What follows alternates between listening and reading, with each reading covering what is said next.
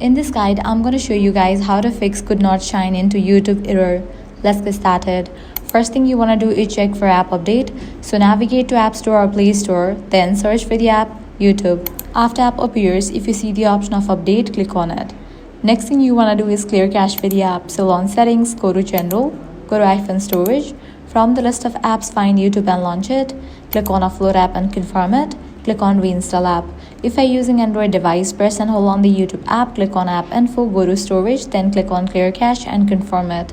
Likewise, check date and time settings in your device. Head back, go to date and time. Make sure set automatically is turned on.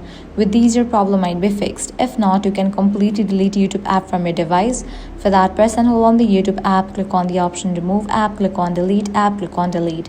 Then head over to App Store or Play Store, search for YouTube and install it. Likewise, check your internet connection. Make sure you have stable internet connection or you can switch between network, Wi-Fi and cellular data.